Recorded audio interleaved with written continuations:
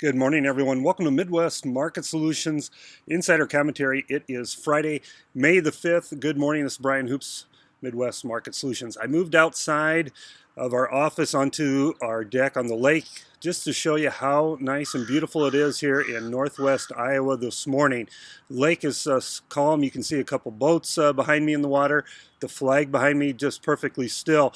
Yesterday was a great drying day for producers, and they are going to head out to the fields today or this weekend. It's still a little wet out there. Conditions are not ideal, but there will be some field work activity being done across most of parts of Iowa, southern Minnesota, into South Dakota. Some of these areas are very behind schedule. A lot of corn is in the ground at this time normally, and that is not the case this year. Now, I'm going to do a little traveling over the weekend, and by Monday I'll be able to give you an update of a lot of crop progress, driving from northwest Iowa down to Kansas City this weekend, back into Iowa, across the state over to Cedar Rapids on Sunday, and then back to northwest Iowa again on Monday as we work out of our office here by the lake.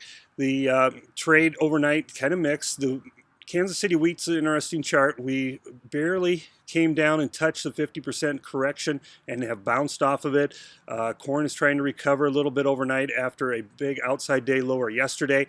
Now, Kansas City wheat should have some support at that 50%, but I think you could go fill the gap, and the 62 and 75% retracements cannot be ruled out here in the next several trading sessions. Crude oil plunged yesterday, and that dragged some of the grain markets lower on additional funds selling. Now, the crude oil is recovering after plunging again overnight on follow-through selling. It's recovering back to basically unchanged to just a little bit lower here. And if it can hold these gains, we may not see as much selling against the trade as what we would expect. But certainly there's going to be active active planning progress made over this weekend. And that looks to put a little pressure against the grains here in the next couple of weeks as we take some premium out. Cattle futures could be some mixed and two-sided trade when they open up.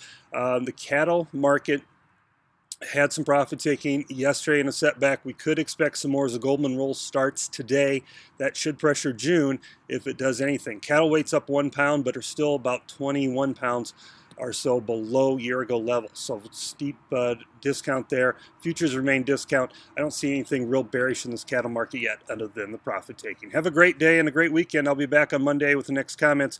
Check us out at our website, MidwestMarketSolutions.com, and make sure you sign up for our Twitter feed and text service as well. Good day, everyone. This has been Brian Hoops from Midwest Markets.